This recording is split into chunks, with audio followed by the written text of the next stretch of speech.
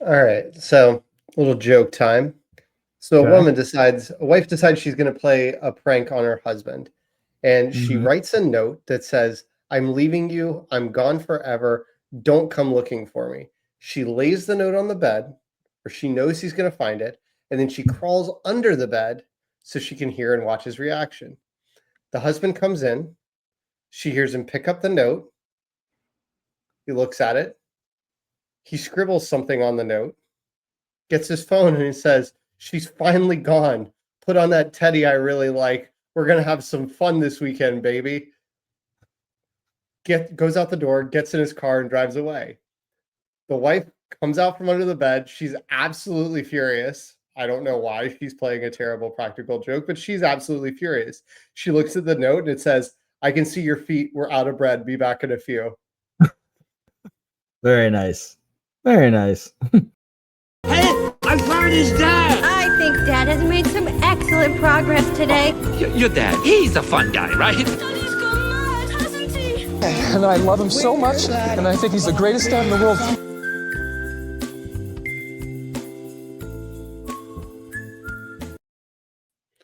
Welcome back to the Working on the Dad Pod. I'm Alex. With me, as most of the time, is Ethan. Sorry about last week, folks. Ethan had a kid get sick, mentioned in the intro, but this week we are talking about how to be prepared for taking your kids out in public, right? I think this is something that we have been dealing with the entirety of our kids' lives, and something that I don't think really stops until they become the kind of people that you want to just sit at the table with and have a conversation like I do with my parents these days. But before that, we'll have story time. After that, we'll work on the dad bod a little bit. Ethan, how are you, man? I'm okay. I'm gonna say that what could have been an unbelievable night took a really sad turn. I got seduced. I was seduced by the Chick-fil-A advertisement for the new pretzel bread bun. Tonight's one of the nights of our critical mass with regard to kids' activities. And my wife was doing swim lessons with the 3-year-old. That's from 5:10 to 5:40. I picked up the almost 6-year-old. I said, hey, we'll do Chick-fil-A tonight. Decided to walk with her from school. We walked to the local Chick-fil-A, pick up the order. You know, it rained today, so it was like super humid, and I was drenched in sweat. And once everybody's home, I set the table. I open it up. They gave me the wrong sandwich, man. I didn't get the pretzel bread bun. It was still, it was yummy. It was a Chick-fil-A deluxe, and whomever sandwich it was, they ordered bacon. Yes. But like, I was given the wrong sandwich, and I missed the one thing I actually wanted that I legitimately looked forward to all day because I love a good pretzel bread bun. I don't particularly care for the politics of Chick-fil-A, but you know what? Their sandwich is dang good, and I knew it would be good with the pretzel bread. It was frustrating. The most surprising thing.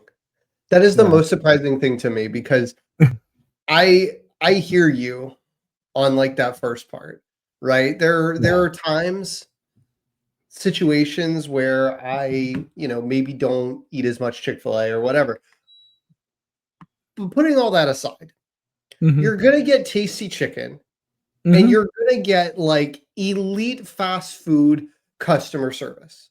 Yeah. Like, those are a given. You're going to get a clean restaurant. Like, you are going to get all those things, and we don't need to get into the political stuff of that. I am absolutely shocked that your order got wrong. Like, that is a Taco Bell move. Like, that's a Taco Bell Burger King level move. Yeah. It was devastating. I mean, based on everything you just said with top tier customer service, everyone right into the app, hit problem with my order, and within 10 seconds, I have a free entree to use in a month. And, it's fine. It's rectified, but the night just won't be as good as it could have been, even if it turned out to disappoint, even if it didn't hit how I wanted it to hit. I made the plan to get Chick-fil-A for my family because I wanted to try the pretzel bun. And normally, I actually don't go to Chick-fil-A that often. But when I do, it's usually at breakfast time because their spicy chicken, egg, and cheese biscuit is the perfect blend of taste to like justify the calories. And yeah, their lunch and dinner is fine. But if I'm gonna go Chick-fil-A, I'm gonna do it to the fullest and I want to like earn it. But I really wanted that pretzel one today.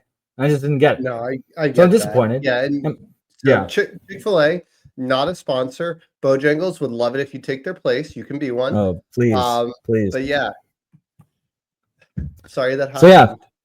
Yeah, no, I mean it's like I said, devastating day. Truly no one could have had as bad of a day as me. That's the takeaway. No, that's gonna be terrible. But Yeah. I'm glad to hear. Obviously, a couple weeks ago, we were talking about kids and extracurriculars, and we didn't get to do the like 1 week follow-up Sure. about that. But how's it going? How you managing? So it's we're managing. Sundays are a lot. 2 weeks in. Yeah. You know, it's doable. You know, the first so now that both teams' soccers have started, honestly, the hardest part of the day is that my the kindergarten age soccer goes from 60 minutes to 90 minutes, and as coach, that's like another 30 minutes that I am in charge of keeping these kids entertained. And it is a lot. And both my coaches from last year are gone because one of their daughters decided they didn't want to play soccer anymore, so he didn't come back. The other one accidentally double booked. I know, double booked between both his kids at separate fields. So he got traded. So I've got new coaches, but I'm essentially doing everything. They're just helping me corral. But I am not good at soccer. I don't know a lot about soccer. I can keep it to, it's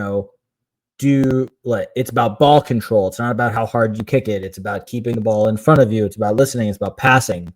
But triangles. Yeah. It's a lot. You goldfish. Just watch Ted Lasso knew as much as you did, and he almost won the Premier League. I'm just saying. Go It's rewatch true. it. It's true. Use him. You need a Nate, a Beard, and a Roy Kent in there, but just follow the Ted Lasso example. It also my wife is fully aware of this, but on the other field, there is a parent, a mother who I bumped into and realized that she and I went on a date 10 years ago. But it's really interesting to see her for 90 minutes every Sunday for about 8 weeks in a row and just know of our history. And yes, that has been a side of, I don't want to say enjoyment because I'm not really spending a lot of time with her, but it's definitely makes me chuckle every time I look at her and her kids and her husband, and just knowing that we had a history and she looks at my field while I'm there looking awesome with my whistle. That's just something. You're thinking maybe she goes, man, dodged a bullet. Or, man, look at the way he blows that whistle. Okay. All right, champ. Yes. Doesn't know what he's doing. He doesn't know He's out anything. there calling a passing play. Yeah, it's nuts. To run the ball on third down. This isn't the military guy. Yeah. So, for my story time this week, my daughter's determination is the theme of the week. We've had 2 incidents where she has just, I don't want to say, I don't want to do her a disservice and say she's just become super emotional. Mm-hmm. She has become insanely passionate. And the first was around extracurriculars. So as I said, if I could give up any of the extracurriculars, I'd happily say bye to dance as long as she didn't want to do it. And we've kind of had this situation where on Tuesdays, my son goes off to gymnastics. My daughter, and he's going with grandma, so it's fine. And then my daughter comes home with a classmate / neighbor. They both go to back-to-back dance classes. and then the neighbor's mom brings them home, right? Great. And so she has a play date. It's very, very convenient. And so it's just like my wife goes and picks up the girls from school. They come back to the house, play for about 45 minutes, then get ready for dance and head out to back-to-back classes. And my daughter has started being a grade A butt about it, right? No other way to put it. Like she's kind of throwing temper tantrums in front of her friend, which we honestly thought would be the opposite, that she would be appalled to sort of act like that in front of company, a friend. And no, it hadn't stopped her. And so we had to sit her down and say, listen, if you keep this up, we're just going to pull you out. Like if we're going to have to fight you to like get your tights on, to get your leotard on, to get moving every day, to say, you say you want to go, but then when push comes to shove, like you just want to have a fight, we'll just pull you out. And it came to a head on Tuesday again. But Tuesday was an odd day because Tuesday, as you're aware, was Rosh Hashanah.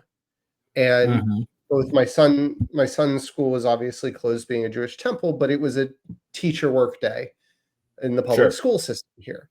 So both my kids were off. They were both with my mother-in-law. They spent the day outside playing. My mother-in-law dropped my daughter off in time for dance practice, and we were like, okay, this will be much easier. She hasn't had school. She won't have to decompress as much. She's had a relaxing day. And it was still terrible.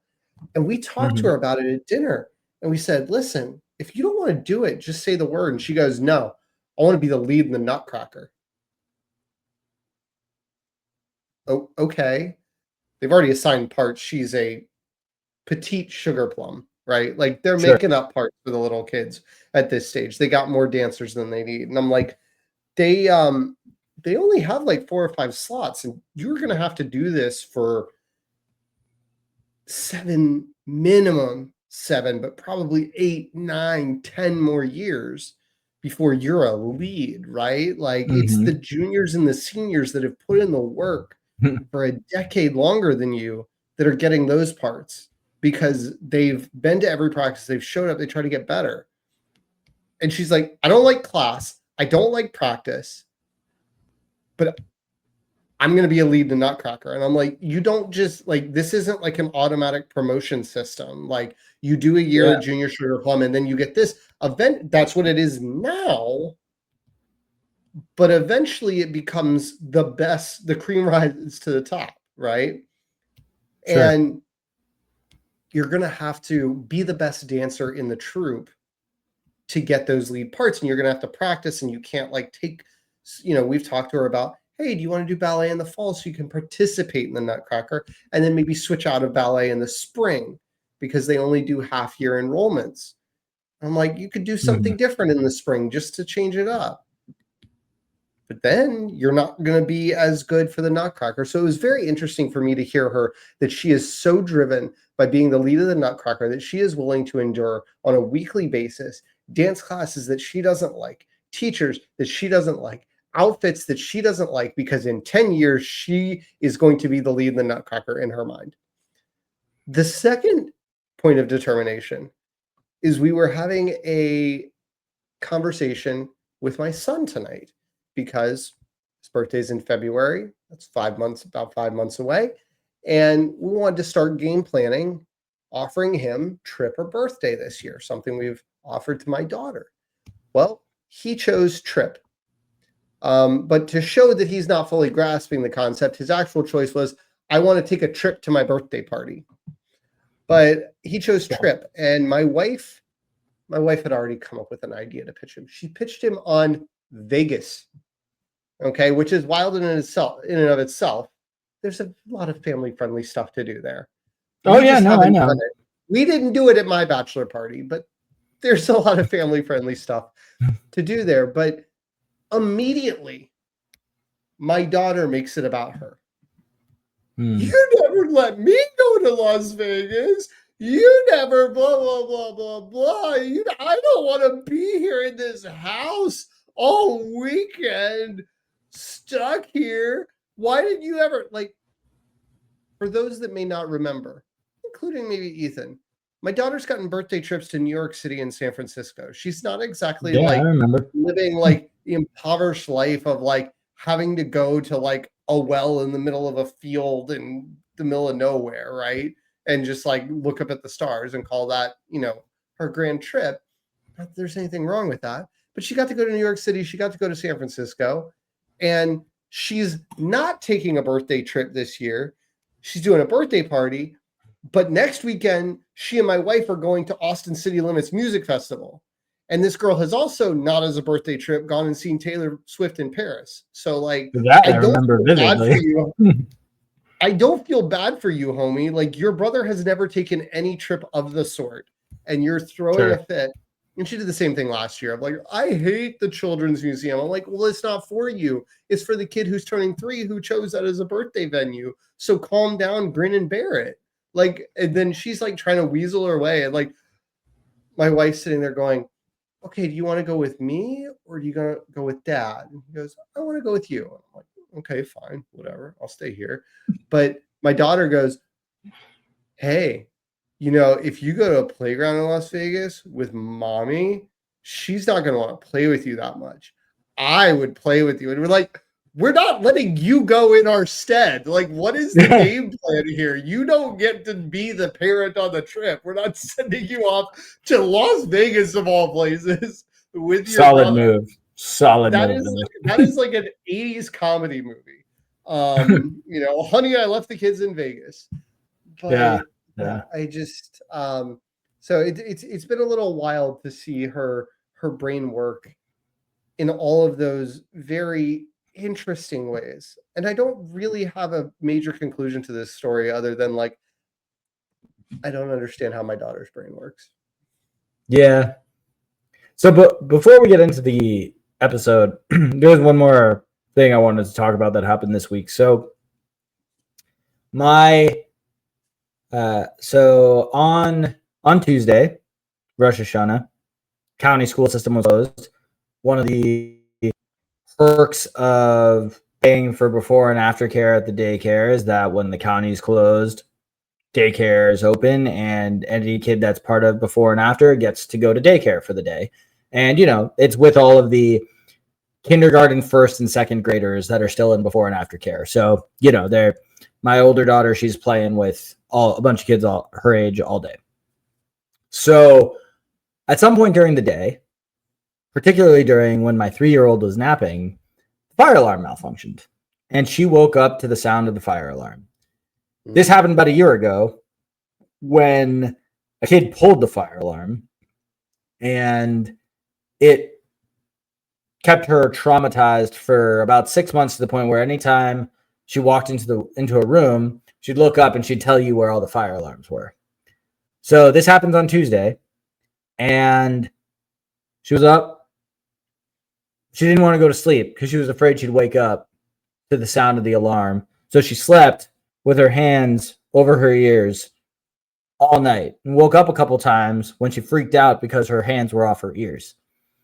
And it was a really rough night. It has been okay the last 2 days. She's had a few weird moments, but it's hard to explain to her that even though the sound of the fire alarm was scary when you were asleep, it is that sound that helps the adults keep you safe, because they did a fire, an impromptu evacuation. Her older sister saw that she was having a tough time, so they walked her from her class to her class, sat together, and they cuddled, and they did the fire drill together, and she was an amazing big sister, and we heard all about it, and we're so proud of her. But it took her 6 months to get out of pointing out every fire alarm in a room, and I'm really sad to be back at this, so it was a rough week in that regard. And, I'm just hoping it doesn't have as lasting an effect as it did last time, but it was something I wanted to talk about. And, I don't know how to convey to her that it's scary, but safe at the same time. I get it, so I did actually do this one thing where I turned the sound of an alarm into a song. I just Yeah. I was just walking like, wee wee wee. We're having fun together. I just used it to narrate, and she actually liked it, but I don't think she made the connection that I was making an alarm sound. But Sure. we'll see. We'll see what happens. So, Yeah. yeah, just something I wanted to talk about. Yeah. I got it. Well, why don't you intro the topic tonight, since this was Yeah. your offering? Yeah. Yeah. So we've gone out to a couple of restaurants recently, and we have for the last few years, and I've both been unprepared and learned how to prepare myself, but I've also witnessed a lot of people with kids, just seemingly kids of all ages, ranging from infant to, I don't know, under 10, where it's just shocking to see parents completely unprepared to handle and entertain their kids in public at a restaurant that doesn't allow them to be full participants in the dinner, whether that is with family, whether it looks like it's with friends. I just think you need to know your kid, and you need to know what keeps them occupied so that you can still live your life and go out in public places. Now, just to get a little bit more granular, my wife and I, every time we are going out to a restaurant, whether it's walking somewhere, whether it's driving somewhere, whether it's a nice restaurant or just super casual, we know that there are things we need to bring. It's no longer bring the diapers, the wipes, the bottles, but it's still an activity. For my almost 6-year-old, she likes to draw. She likes her specific notepad and her crayons and markers. Even though she might get some with the kids menu, she likes to have her own. Great. She's got a little backpack. Looks cool. The younger daughter, sometimes it's a book she asks for. Sometimes it's a toy that doesn't make noise. She likes to have it with her. So that way, when they're looking around, they've got something to do. Back when they were kids, it was diaper. Oh, we bring the travel potty seat because, you never know how gross the bathroom's going to be at a restaurant. And they're usually not little kid toilets. So you just want to have something just in case. But I see parents sometimes who, their kid is it's not a newborn. It's a kid that they at least are familiar with and can converse with on a, they've had the kid for a while, it looks like. And they just seem totally lost every time, or they seem lost when they are with this kid. And I'm looking around the restaurant, I'm looking across to other tables, and I'm just so confused as to how you can be a regular parent with a regular relationship with your kid and not know what it takes to keep them entertained for 90 minutes. And that's just something I kind of wanted to know if my wife and I are on an island, wanted to know if you've had similar experiences where you're looking around and it just seems strange that the parents are constantly getting up to keep the kid entertained, or the kid can't stop crying and they don't have anything in their bags, and it looks odd to me. Have you noticed anything like that? Yeah. I mean, I got a lot of thoughts, right? And so I think, first of all, where my wife and I come from, I don't know that you're on an island. I don't know that I completely agree with the whole sentiment, right? Like from the thesis of if you know your kid and don't know what it takes to keep them entertained for 90 minutes, some kids can't be bothered to be in one place and be entertained for 90 minutes for a variety of reasons. Sure. And just this becomes a very taking your kids out to restaurants, if we're microcosming this. I've seen the gamut, right? I have seen parents raw dogging it, for lack of a better term. I've seen parents with an entire audio-visual setup for their kids, and they don't say a word to their children, and they're just coexisting at the same table, and that kid is in blissful screen time paradise. They're in another universe.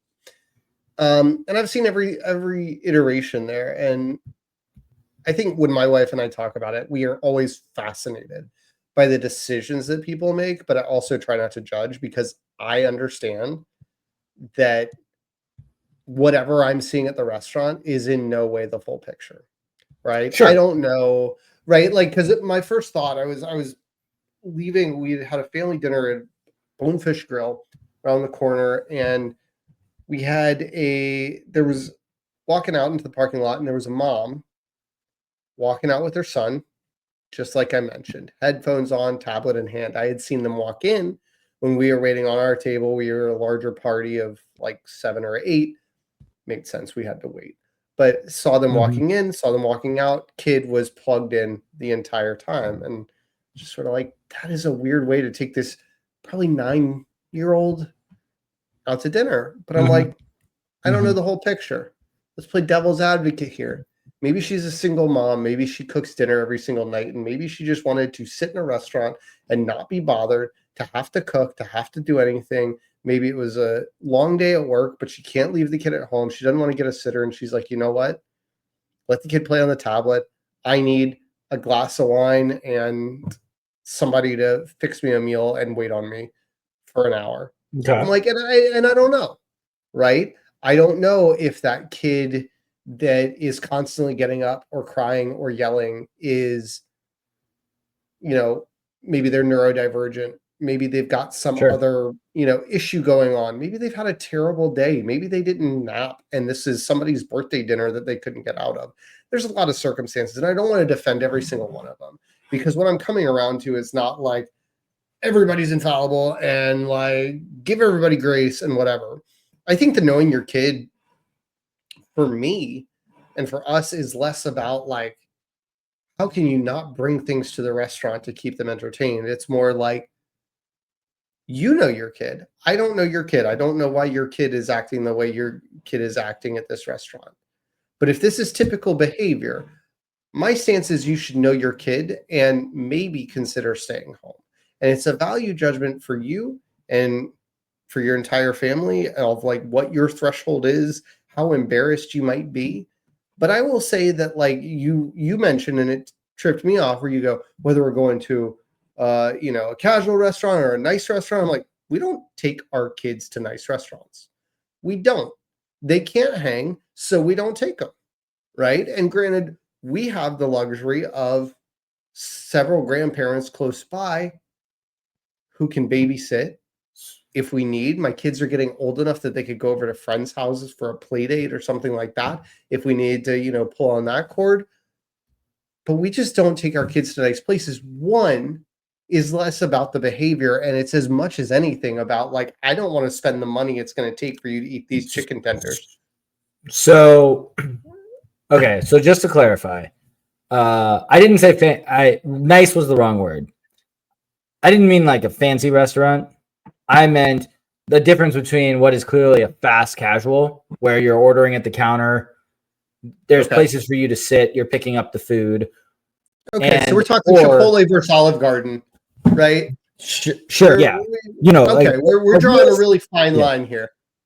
Okay. Yeah. Maybe Olive Garden's a bad I'm, example because they've got a tablet on the table, but sure, yeah, no. I'm talking about yeah. just your regular, there Waiter most experience. entrees are under $20 and there's a kids menu. Okay. And Okay. but it is a sit down restaurant. There are waiters there. Yeah. People can go there for their birthdays. You can drink, whatever. It's more just a I get what you mean, and I will say that doesn't actually terribly change my opinion. Like, I'm not Sure. saying we've never done it, right? Mhm. And this changes as my kids have gotten older. In fact, a couple weekends ago, my wife was out of town on a girls' trip, and I took the kids to the farmers market. Within walking Mhm. distance of the farmers market where we park downtown, there's a pizza place, and they Mhm. have an indoor restaurant. You can sit down, order from the menu, and they have a counter out on the sidewalk that you can just pick up slices if you want them. And I was like, yeah, let's go to the counter and pick up slices. And they'd be like, no, we want to go inside because air conditioning. It's 82 degrees outside. We're boiling. I'm like, calm down. It's 82 degrees in Florida. It's winter. So we go inside. I make the decision by myself, single-handed to go inside and grab pizza with them, and it went fine. But in general, we usually stick to a few restaurants, right? And so our restaurants are either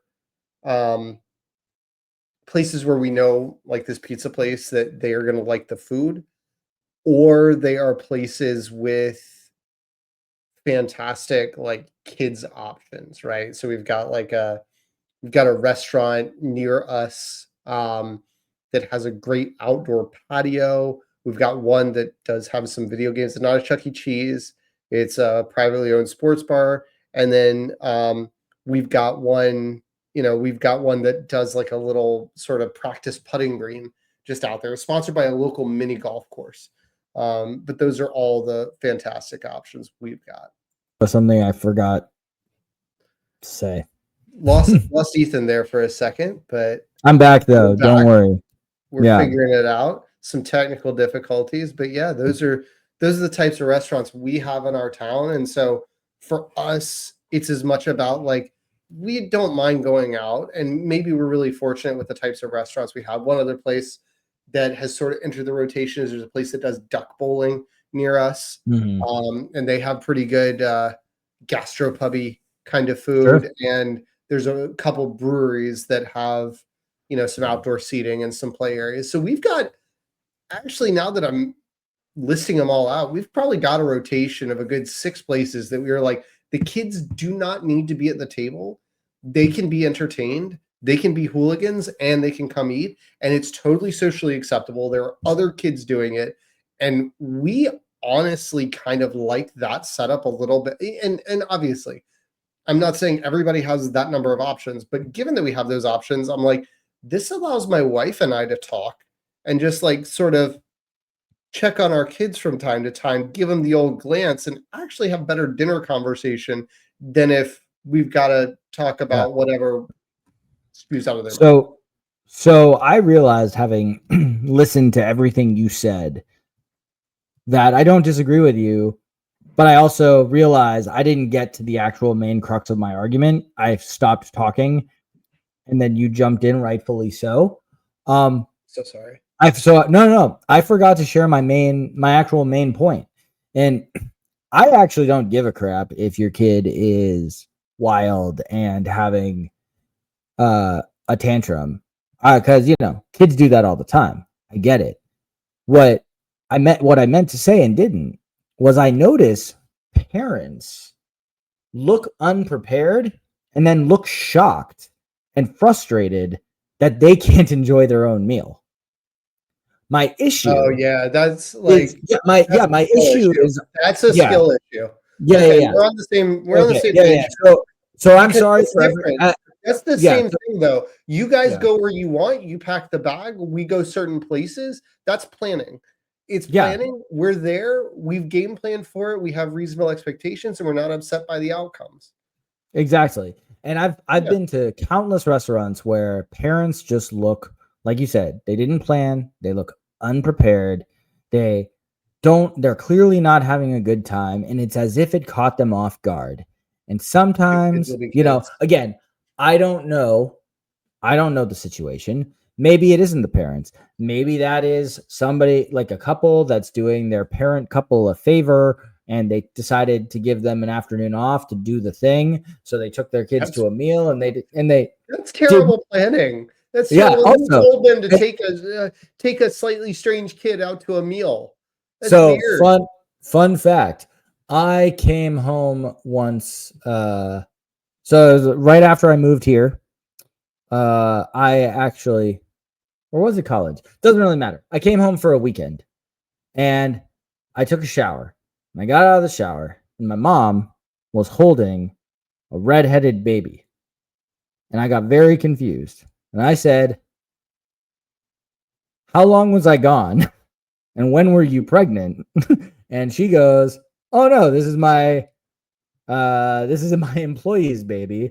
She had told me that she and her husband hadn't had time alone in a while, so I offered to take the baby for an hour." And I was like, one, it's a great boss. You're a great boss. And two, it's a good thing you just kept it at home. But so that's why my thought was, oh, maybe there's like a group of friends who are willing to take kids out for a meal and we're woefully underprepared. But again, that is unprepared. That is on the parents for not adequately preparing. It just It's on the parents, shocks or me. it's on the couple volunteering. But Yeah. let's extend it to Yeah, yeah. caretakers Yes, at sure. large for this very specific scenario that might be Yeah, occurring at a restaurant near you. Right. Yeah. It shocks me. It shocks my wife sometimes when it just, because again, you can tell on a parent's face where you are frustrated and annoyed at your kid that they are acting out. But then there's a separate look of just feeling lost, as if you just have no idea where this is coming from. Or The go bag, right? Like Yeah. like it's you but mentioned the diapers thing. It's the go yeah. bag whether it's your daughter's crayons and notebook or your other daughter's like books or toy. For us, we traded out the diapers for like squigs. You ever seen these things? They're What like is the squid? they're they're like angles of all sorts of different things. They have different prongs and they're basically suction cups. And you can Hmm, suction them to each other and sort of build these structures, but they're made of rubber. hmm, They're pretty soft. My son can throw them pretty hard, which can become problematic, but they can stick them sure. to the table. They can stick them to their forehead. They can do silly things with them. We keep those just in the car along with Hmm. several different books of all levels. But speaking of books, I got to tell you, I think you're on the precipice. Knowing, how early your daughter was reading and about the pace mine is. Within the next 12 months, you're going to get to a sweet spot where that oldest, hopefully, knock on wood, I'm not going to jinx it, but my daughter has become a voracious reader. And obviously not every single kid turns into that. But if we give my daughter like first grade, second grade, third grade level chapter book, she could dig into that and like completely ignore her dinner. And I'm like, oh my gosh, this is fantastic. Literacy is great. Huge fan of I was before, but I'm even more now. You know, My my daughter is not only grabbing books and saying, I just want to read a little bit. She is now writing her own stories and reading them to us. Ooh, yeah, my Yeah. my daughter made a book that was called Grandmas Are a Girl's Best Friend with all the things she does with her grandmas. That's And adorable. she wanted to give it to both of them to share. And I had to introduce her to the concept of a photocopier. And we had Mm, to go to Office Max to use it because we don't have a printer of any sort at our house. Like obviously you're a notary on the side. I'm sure you've got one and you have some uses for it. Like for me, sure. the cost of like replacing the cartridges and it jamming and malfunctioning and whatever and ending up having to replace it after a few jobs over the course of a year, it's not worth it. I just pay to print it at Office Max or the library Break or somewhere else, right? breaking your father's heart. No, I am because my dad literally sold industrial level printers, copiers, fax machines, for offices and stuff as his career. And like I tried to tell him when we were in college and we were like using Google Docs and stuff that I was just like, paper's out, man. It felt like talking to he's not as Michael big, Scott. man. Yeah, it felt like talking to Michael Scott, but my dad is not dumb like Michael Scott. But Sure. it The felt million like people listen. where he was like, oh yeah, but there's all these other, sort of like use cases. And I'm just like, I told him this exact story already. Just like I had to teach my daughter at 6 years old what a photocopier was. And she was fat. She's like, how does this thing even like? How is it doing that? Like, so it's gonna take it, and because she is a kid that has grown up, born in 2018, her Mhm. assumption, which I think is fair based on the technology of today, it was gonna take her document, suck it in, turn Mhm. it into type, like computer type, and print it out as a printed book in like Times New Roman font, right? Right. That was her expectation that her hand-drawn book would be turned into a computer printout. And I was like, no, that's not what it's doing. It's taking pictures and putting the pictures on the paper. It's going to be Yeah. the exact copy. She was like, how does it do like this? Hmm. This it's not ancient technology, but this technology was like absolutely lost on her. And don't get me wrong, I couldn't send a fax to save my life. I wouldn't know how. Like I know there's a phone number involved, but I don't think anybody on the other end has a fax machine. So And is what it is. nothing's worse than when you deal with a situation and they say it has to be faxed. And I say that as a government employee that we need to do away with all fax machines. And maybe we will, we'll see. Like I Might do literally away with the whole government soon. for But the yeah. last 8 years, I've had an app called Cam Scanner on my phone. Yep. It'll take a picture of a sheet of paper and turn it into a PDF that I can then send from my phone. So- I don't. So I actually to- don't use Cam Scanner anymore. I think that the Apple iPhone Files app scanner is better. Oh, I didn't know they had one, but Yeah, when you go to I have a couple of apps, that and my like workout tracking app, that are the old school payment method of like pay this fee one time and you get it forever. And Yeah. so like I'm $10 in on like 3 apps There you go. forever, and I'm just like, I'm gonna keep them. Because it's Sure. doing the job. A lot cheaper than a scanner itself. Sure, absolutely. But yeah, I get good use out of the scanning capability of the Apple Files app. So Well, that was a lovely tangent, but yes, it was back to preparedness. Well, the point is, and maybe we should have called this episode "Being Prepared for the Outside World," but I think a little bit of forethought, a little bit of planning, a little bit of preparation will allow you and your partner to take your kids in public and still have a good time yourselves, regardless of the mood or level of energy that your kid is bringing to the restaurant table or the metaphorical table.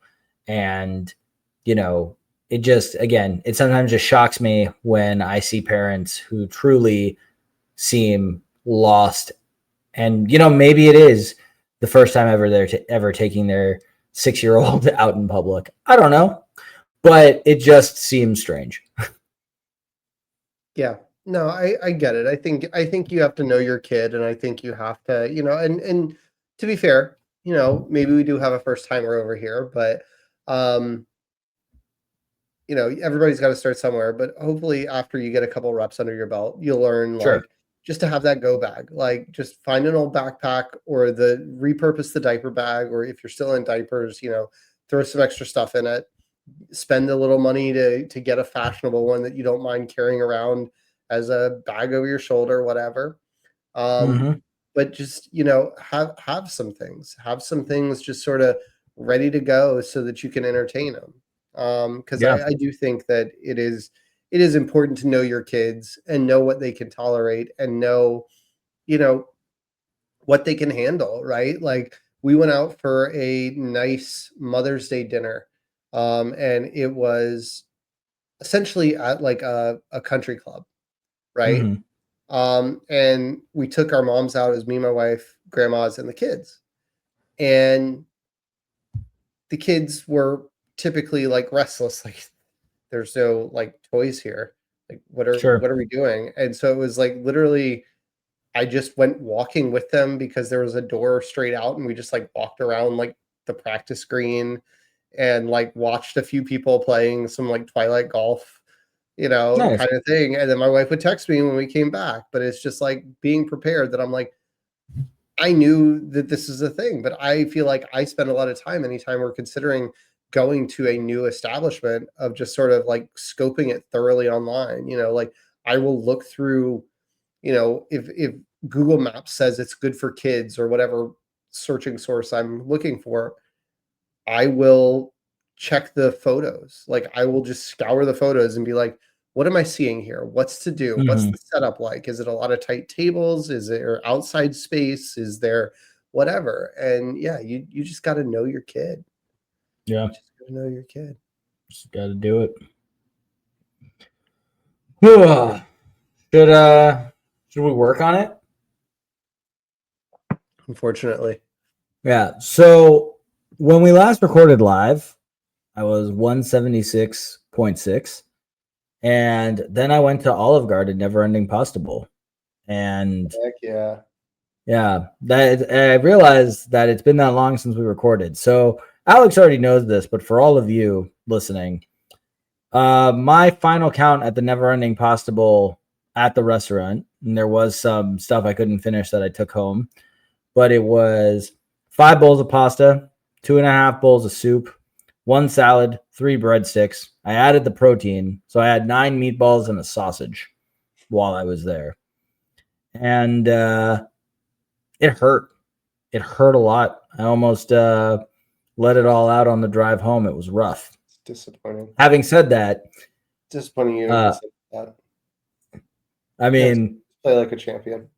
I had to roll down the window and get fresh air. It was really rough. That drive home. So so then I weighed in last week and I was 181 something. And I said, I realized I had a lot. I was like, I really had a lot of Olive Garden, but I did gain 5 pounds. That's insane. You did not have 17,000 calories. Well, maybe you did. I don't know. Maybe. You did not have 17,000 calories of Olive Garden. Right. So I weighed myself again on Friday, which I don't normally do, and I was 177.6. And I was like, okay, so I gained a pound. That's fine. I weighed in today. Yeah. I weighed in today, and I'm back to 176.6. So despite Olive Garden, despite a big Rosh Hashanah dinner on Monday, I'm back to where I was when we last recorded live 2 weeks ago. So I'm feeling good, looking good, still killing it at the gym, and on days that I can't go, whether that be a kid having a sick day so I stay home, or yesterday I spent all day at the car dealership because when they did my 65,000 mile service, they're like, oh, you have a leak in your oil pan in the engine. So I look at them and I say, so my combustible engine's leaking oil? Yeah. I was like, that doesn't sound good. Showed me some pictures. So had to buy a new oil pan. They had to fix it. That took a few hours. Didn't get to the gym. So after the kids got home and my wife took them to makeup gymnastics class because of Rosh Hashanah, I went for my normal jog. So, I'm doing everything I can to not miss a workout. And I'm still averaging 5 days a week. I'm still 6.6 pounds away from my goal weight. But every week, I'm looking a little better in the mirror, and it's feeling pretty good. So glad to hear it. Yeah, glad to hear it. Yeah.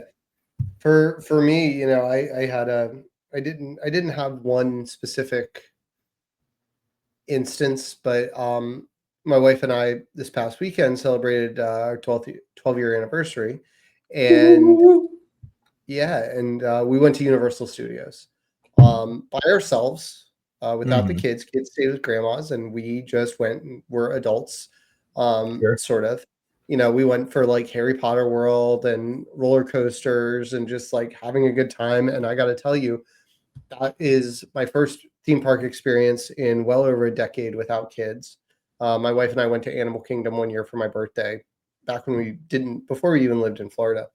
But great time. But yeah, real easy to like crack open that 12:30 beer and that 2 o'clock beer and that 3:30 beer, and then hit the sports bar for the Miami Florida game. That's there in like Universal has a major sports bar, right in the middle of like it's not called Downtown Universal, but the like sort of shopping center area that doesn't require a theme park ticket right before you go into Universal Studios or Islands of Adventure.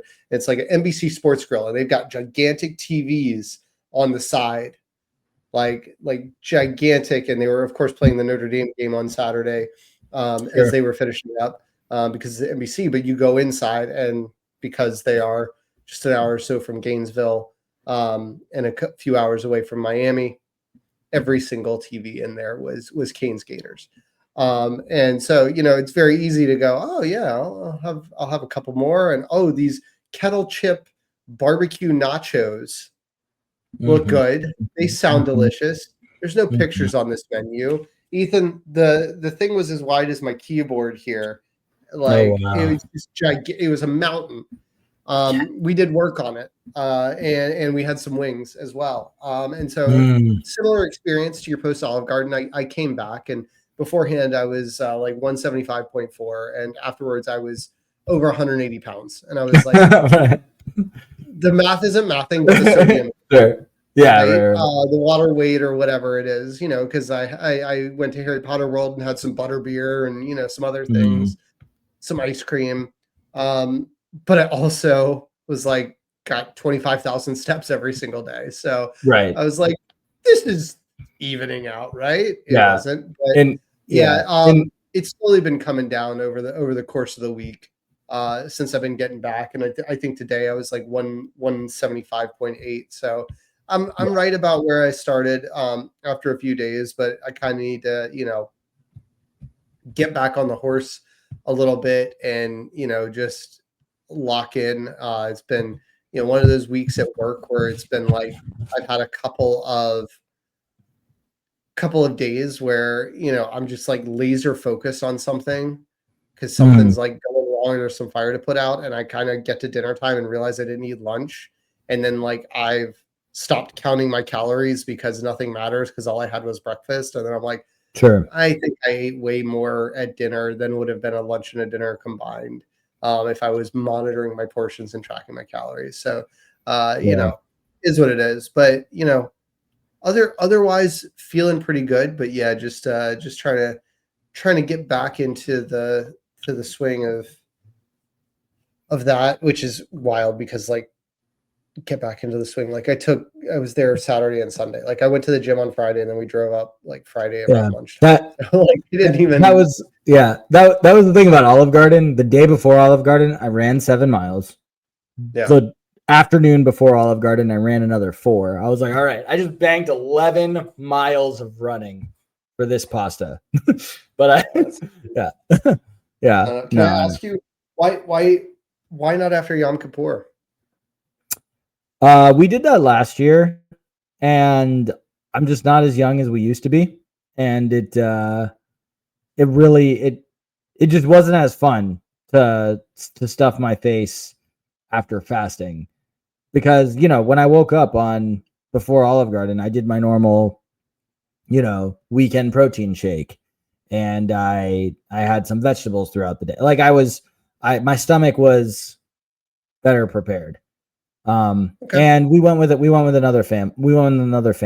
So that was a good time. And frankly, and frankly, the having to wait for the sundown stuff is just really annoying at a restaurant because you're trying to time it, but then at Olive Garden, they don't take reservations on the weekends, and their reservations are even less during never-ending pasta season.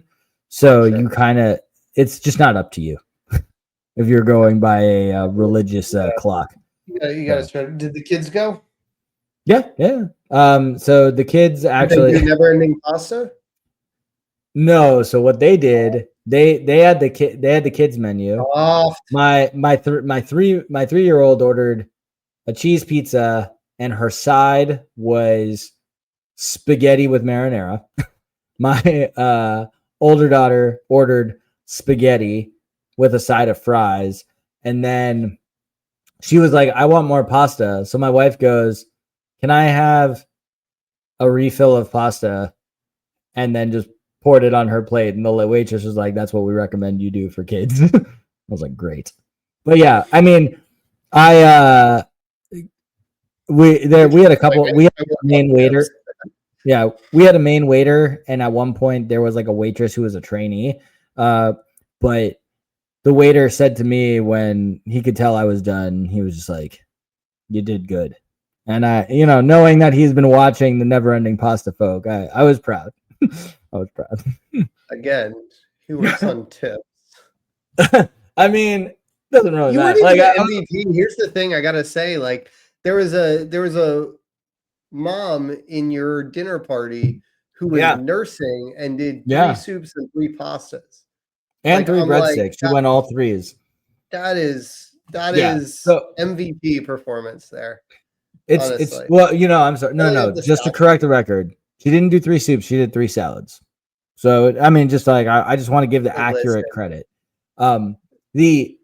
The other thing was, and we were the 4 adults. We were talking at the end of it, and even though I set my over under at 6.5 bowls and I got to 5, I don't think I accounted for the protein because I'm the only one who added the protein. Everybody else did just pasta and sauce combos, but 9 meatballs was a lot. Yeah, on your health, you know? yeah, nine meatballs was a lot because each meatball was like this big. They didn't go like shrimpy meatballs, Well, So if they're giving you one at a time, I would kind of imagine. no, you were getting the opening bowls always. For those of you who haven't never ending pasted, the opening bowl's the big bowl because they try to load you up right there. So you got 3 Sure. meatballs. They wanted to Every end. subsequent bowl was 2. So that's how I got to 9 because you needed you wanted the math. Yeah. Okay.